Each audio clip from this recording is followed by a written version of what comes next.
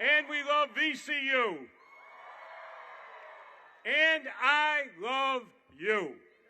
Thank you for coming out today. I want to thank my wife, Dorothy.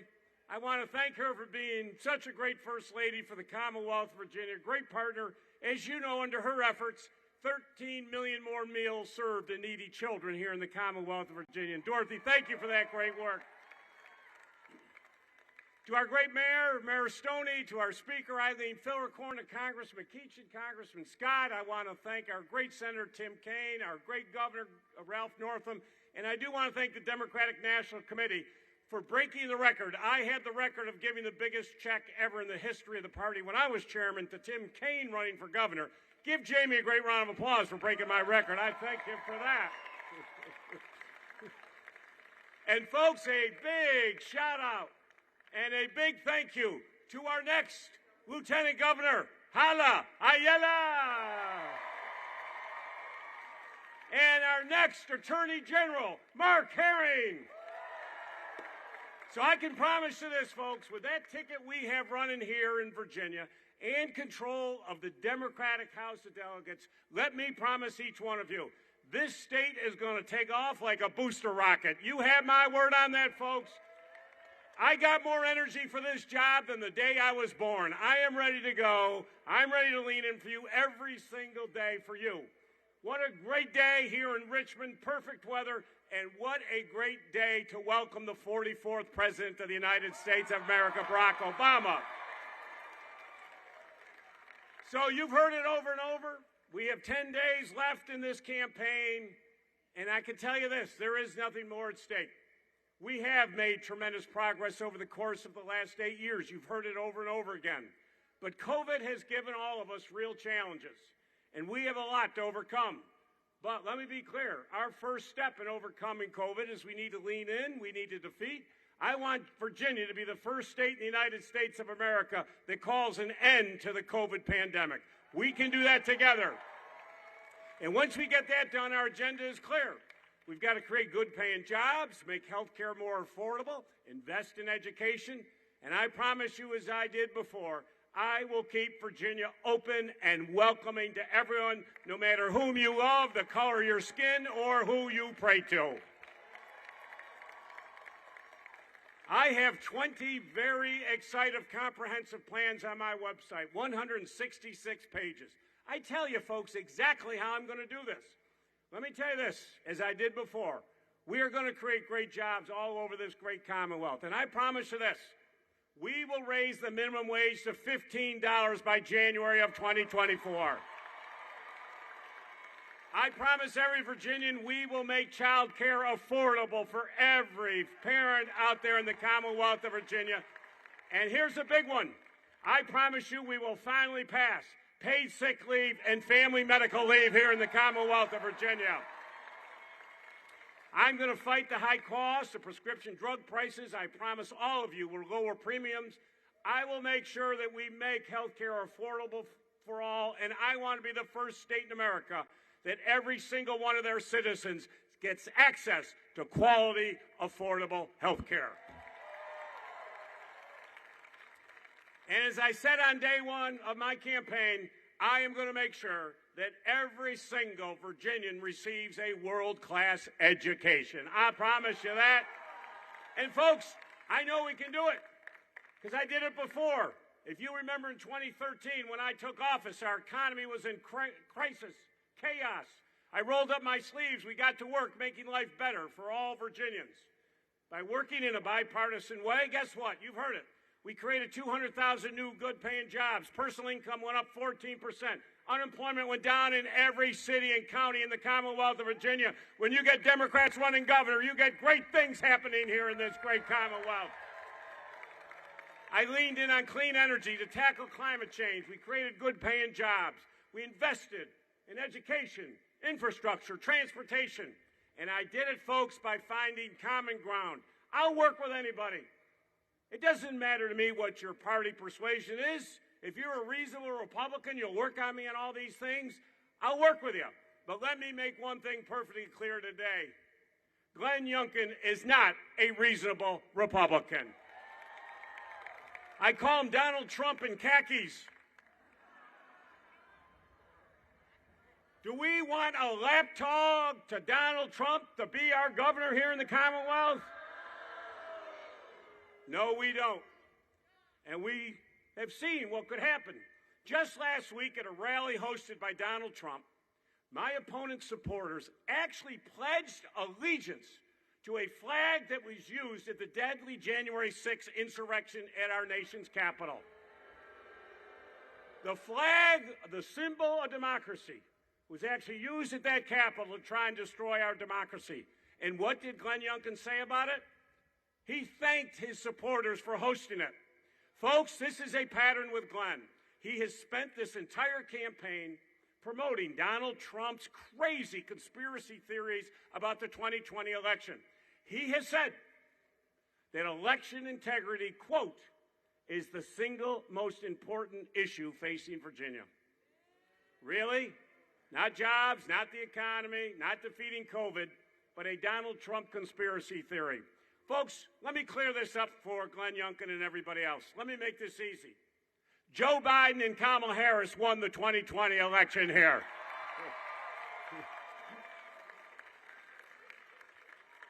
But we know why he has to suck up to Donald Trump all the time. He has said, quote, Donald Trump represents so much of why I'm running. He actually said that.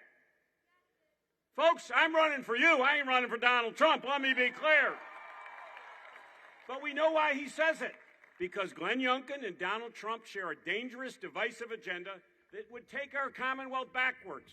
On education, let me be clear. Glenn Youngkin wants to follow Donald Trump and Betsy DeVos's plan and take money from private schools and send them to public schools. Independent reports have come out that under Glenn Youngkin's plan, 3 reports just came out, 43,000 teachers would be cut here in the Commonwealth of Virginia. Let me be clear, I will always stand up for our public schools, our students, and our education, and never will I take a dime out of public schools and give them to private schools. You have my word on that.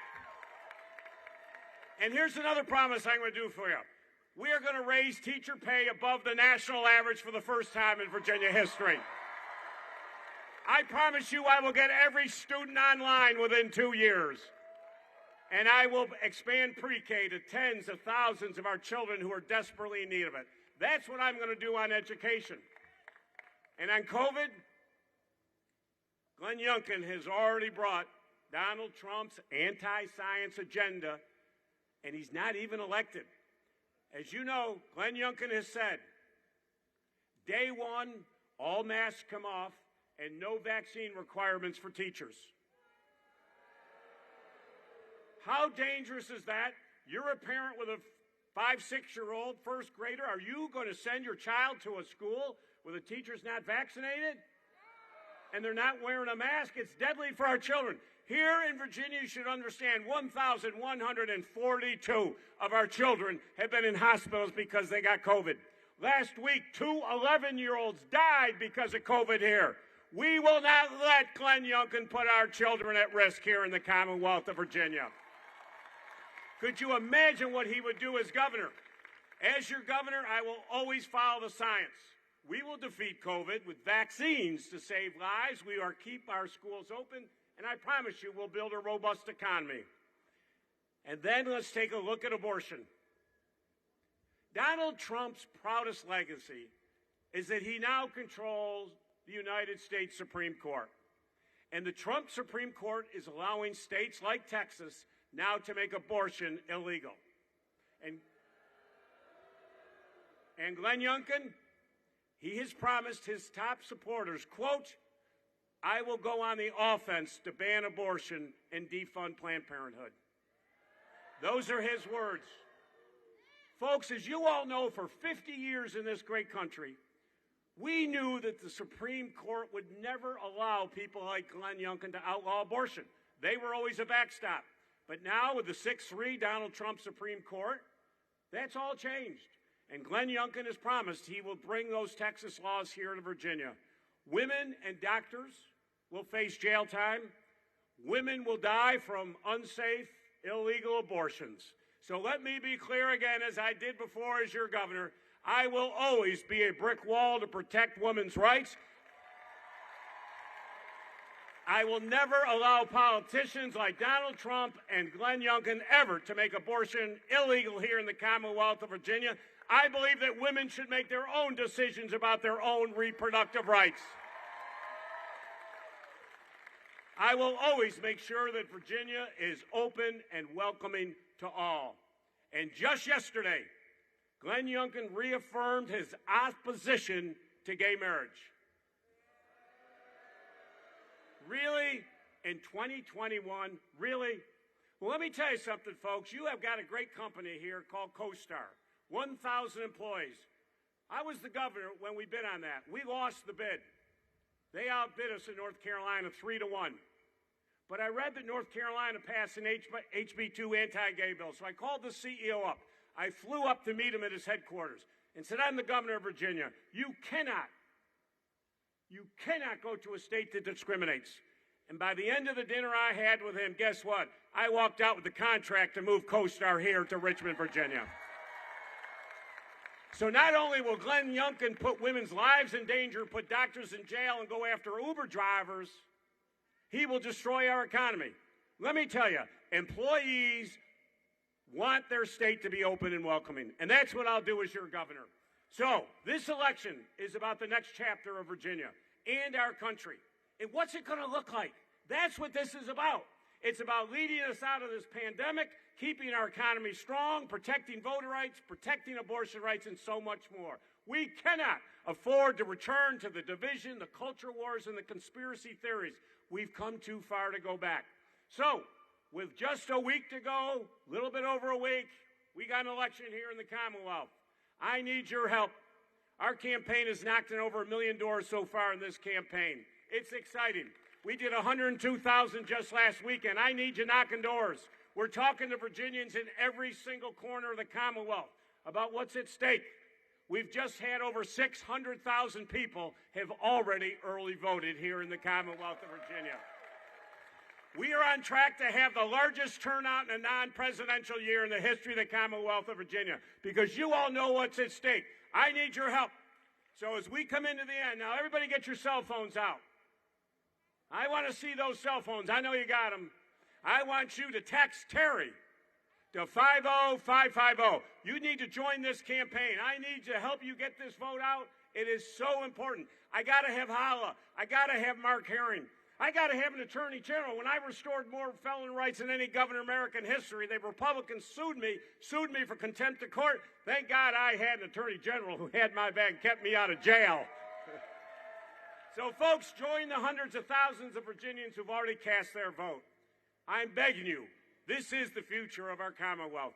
Together, we will keep Virginia blue, and we will move this great Commonwealth forward. I am so excited. But I am really excited now to have a special guest who's come back to campaign again for us here in Virginia. My good friend, President Obama, he campaigned for me back in 2013, and he's now back again. And think about the 8 great years we had when he was President of the United States of America. When he took office, he didn't waste any time getting to work to fix all the tough problems this country was facing. He walked in office, just like I did, facing huge deficits and an economy in chaos. He got to work, and under President Obama, 11 million new jobs were created in this great country. Barack Obama saved the auto industry. He showed leadership all across this country. And let me be clear, there is the issue of health care. He made addressing America's broken health care system his top priority. The president knew it wouldn't be easy, but that's why he ran for office, to lean in and solve the tough problems. He ran and took challenges on head on. And it was such a privilege to work with him and fight with him when I was governor, and working tirelessly to expand Medicaid. He has now provided to so many millions of Americans. And on behalf of the 550,000 Virginia residents today who have health care because of the Affordable Care Act, Mr. President, thank you for the work that you have done. Ladies and gentlemen, it is my honor to introduce the 44th President of the United States of America, Barack Obama.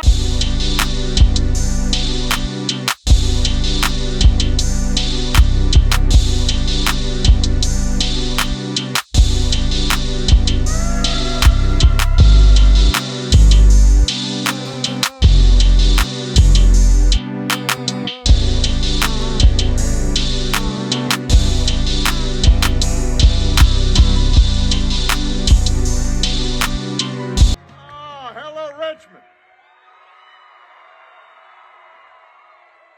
It is good to be back in Virginia. Although I have to say that, unlike some other states, I'm in Virginia all the time because it's pretty close by to where I live.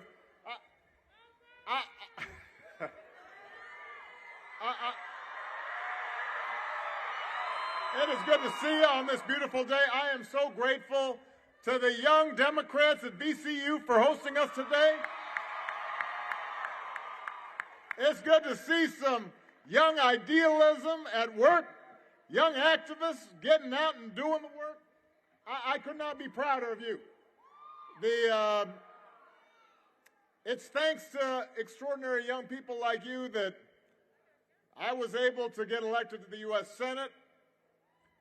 You helped deliver Virginia twice for me. I'll always love you for it. You delivered for Terry McAuliffe.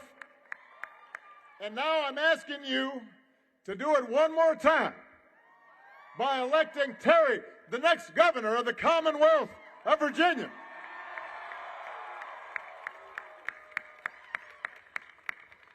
In fact, I love you too. I do. Over the years, actually, you guys have come through for a lot of great leaders, many of whom are here today. Your outstanding governor, Ralph Northam. Your next lieutenant governor, Hala Ayala. Your current and future Attorney General, Mark Herring. My dear friend, first person outside Illinois to endorse me for President of the United States, your great Senator Tim Kaine.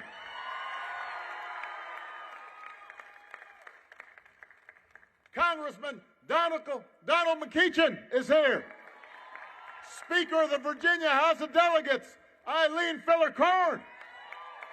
The great mayor of Richmond, LeVar Stoney. These are leaders that you've come through for multiple times.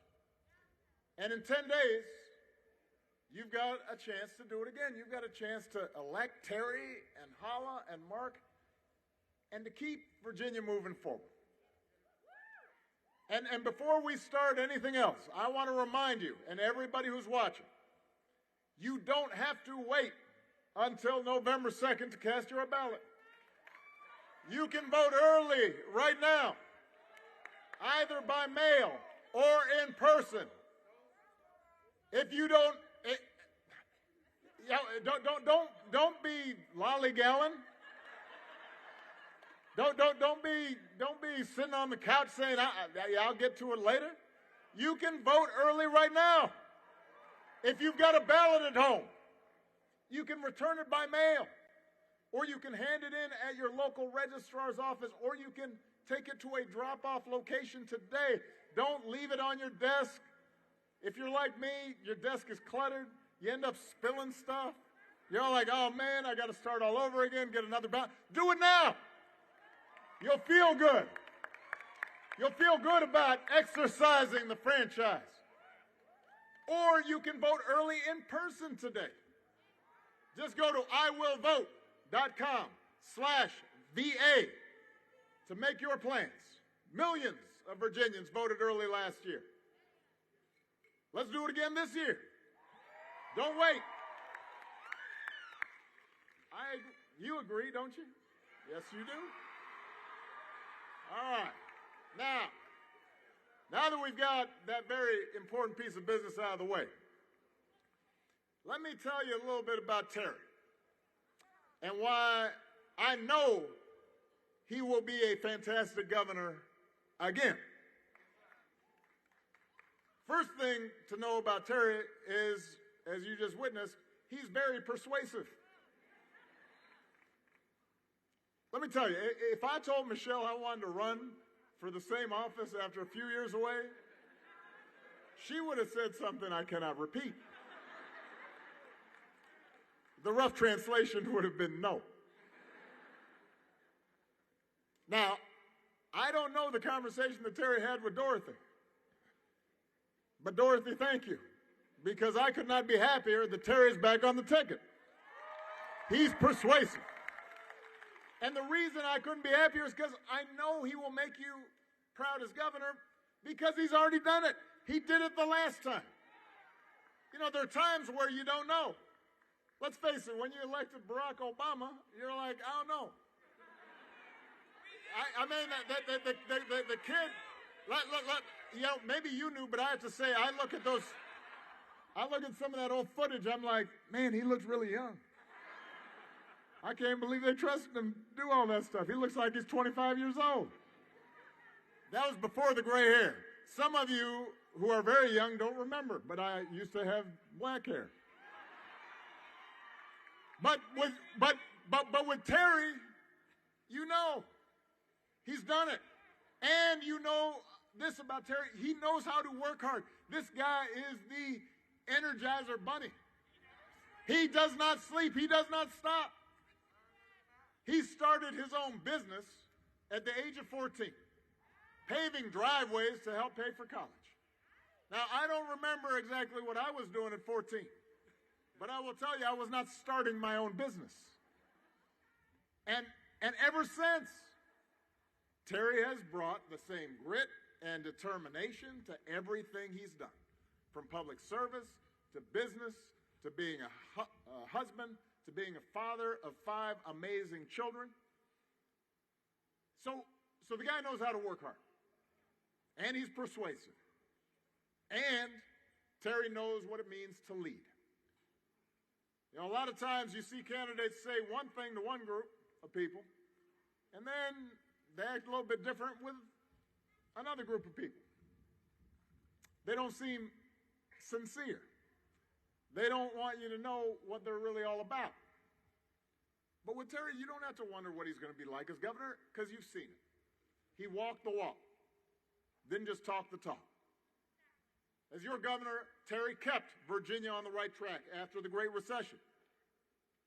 He helped create 200,000 jobs, drove unemployment down in every city and county in Virginia, not just in the sections of northern Virginia that were getting tech jobs, etc. Every county, every city in Virginia, he was working to make sure that people got opportunity. Every single one.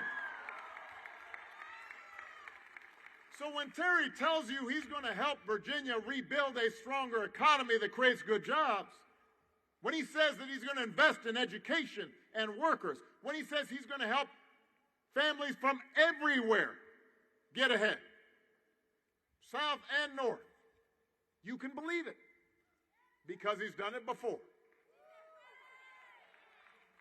And that kind of experience matters because the work we need to do is too important to just leave to chance. This pandemic has made the last couple of years incredibly hard for a lot of Virginians. But thanks to leaders like Governor Northam and President Biden, we've been making progress. The national unemployment rate is the lowest it's been since the pandemic started. In Virginia, it's even lower. Schools have reopened. Jobs are coming back. Businesses are starting to recover. We're moving forward. Now we've got a choice. We can go backwards. We can plunge right back into the misguided policies and the divisiveness and the negligence that made this pandemic so much worse than it ever had to be. Or we can build an economy that works for everybody, not just a few. Where kids have a shot at a great education and workers can get the skills they need for good new jobs. Where we follow the science when it comes to the pandemic. Where we work together and we listen to each other and we move this country forward. That's what Terry's running on. That's why he wants to be your governor. That's why you've got to get out there and vote. To make Virginia a magnet for good jobs. To make sure our kids can go to school safely. Terry talked about it. He's got a plan to boost the minimum wage to $15 an hour by 2024.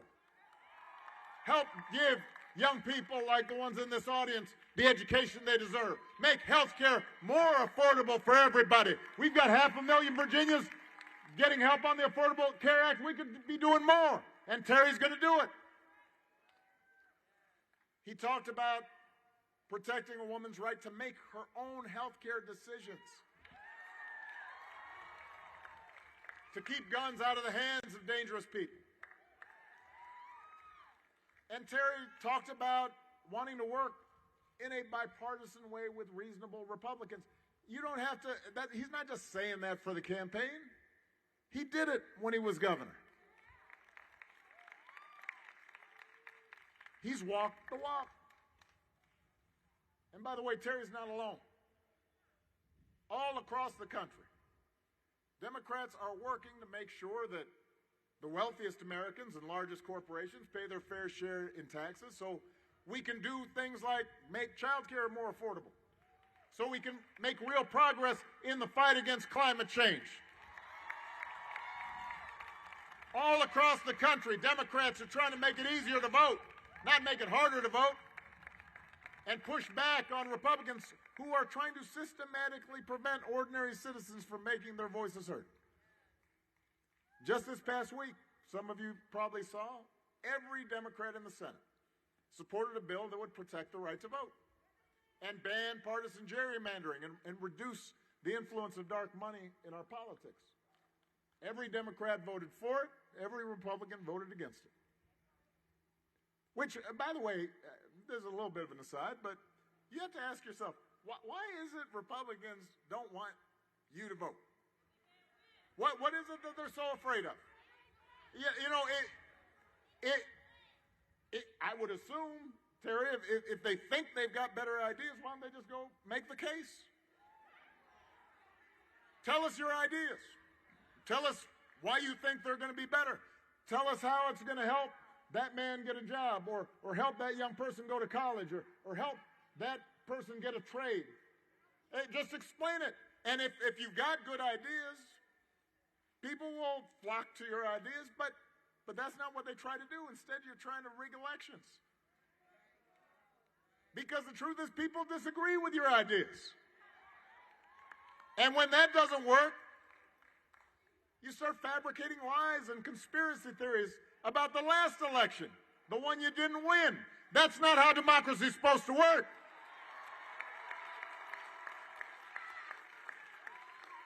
Our democracy is what makes America great.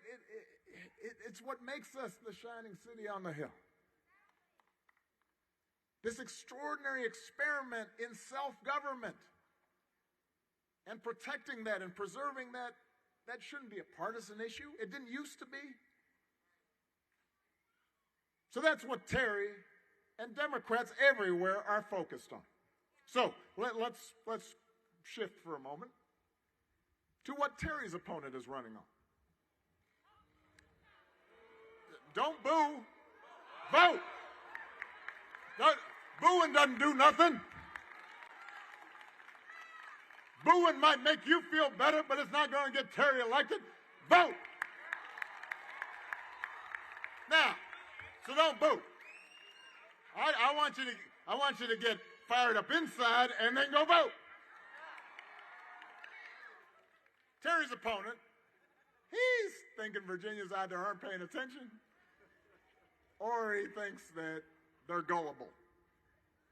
Now, this is someone who has been very successful, made hundreds of millions of dollars. And you know what? That's great. We don't begrudge success. We want everyone in America to have a chance to pursue their dreams. That's what Terry did as a successful business person himself. But you notice that having achieved success, Terry then decided, I need to give back. I need to lift people up. I need to create more ladders of opportunity for everybody else. Because somebody did that for me, I'm going to do it for the next group of people coming along. That's why he got into public service. His opponent, not so much. His opponent doesn't want people like him to pay a dime more in taxes to support education or job training or child care or all the other things that might help the next generation get ahead. Although now suddenly he wants you to believe that he's discovered the middle class.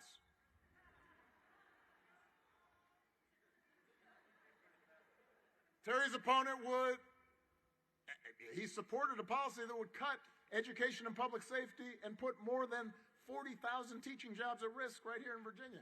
And now he's telling you he's very concerned about our kids and our streets.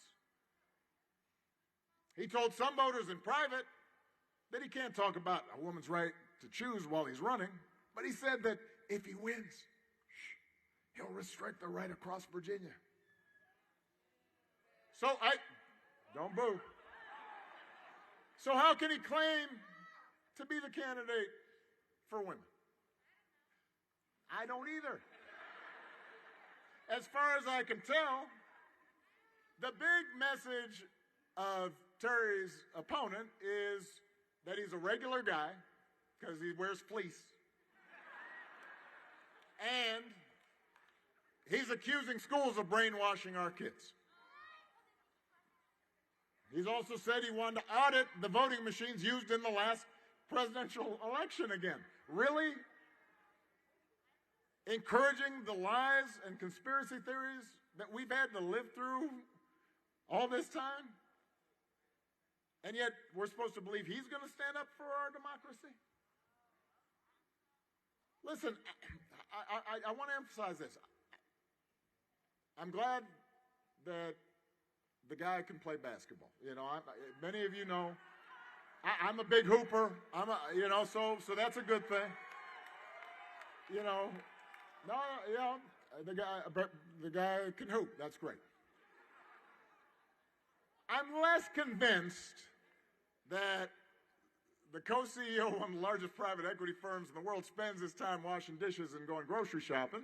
But who knows? Maybe. But, I mean, you do notice that, like, whenever a wealthy person runs for office, they always want to show you what a regular guy they are. But that's okay. But when your supporters hold a rally where they pledge allegiance to a flag that was flown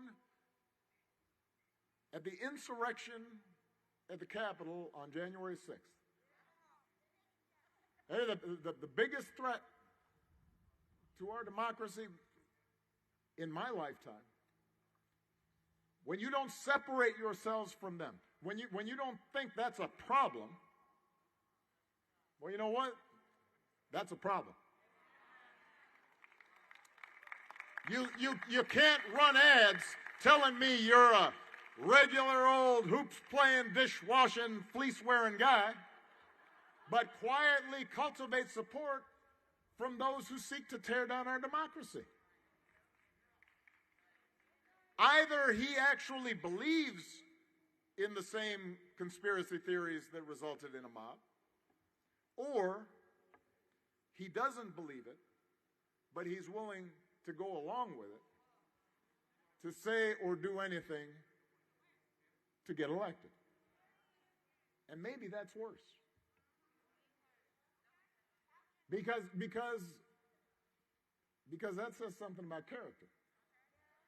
And character will end up showing when you actually are in office. What are you willing to stand up for? When are you willing to say no to your own supporters? When are you willing to say there's some things that are more important than getting elected, and maybe American democracy is one of those things?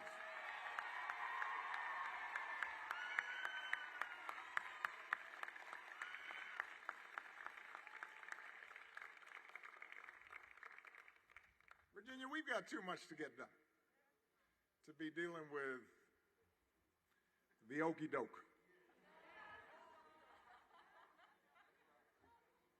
Here we are trying to recover from a global pandemic that has killed more than 700,000 Americans, that shut down thousands of small businesses and put millions out of work. We don't have time to be wasting on these phony, trumped-up culture wars, this fake outrage that right-wing media peddles to juice their ratings. And the fact that he's willing to go along with it, instead of talking about serious problems that actually affect serious people, that's a shame. That's not what this election's about. That's not what you need, Virginia. Instead of forcing our communities to cut back at a time when we're just starting to recover. We should be doing more to support people who are educating our kids and keeping our neighborhoods safe. Instead of spreading misinformation and disinformation about the last election, we should be trying to strengthen our democracy and make it easier for more people to vote in future elections. Instead of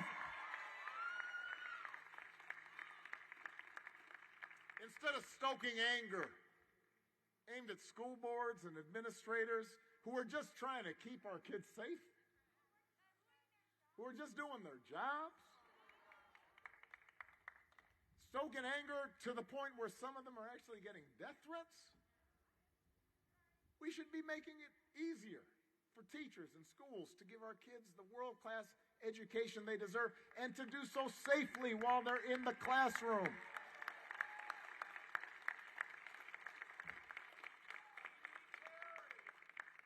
So we're at a turning point right now,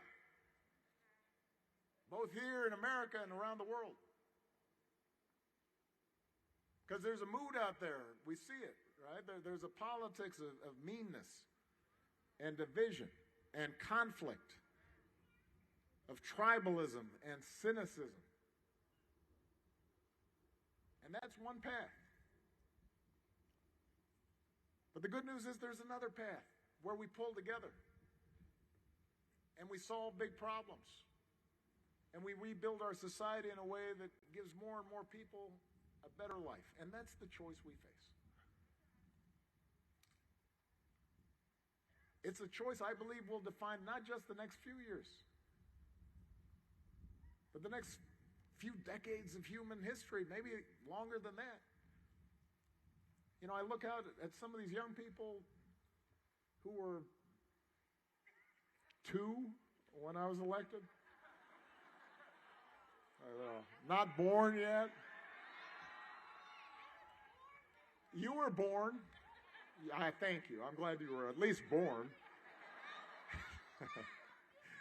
He was only a few months old, but he was born.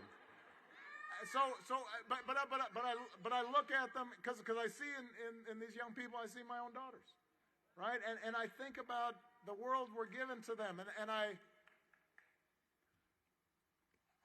the thing about being a parent is that you hear it's a cliche and then it happens. And 2 of those cliches are true. One cliche is that, boy, they grow up fast. But the other cliche is you will do anything to make sure their lives are better. You will sacrifice anything for them.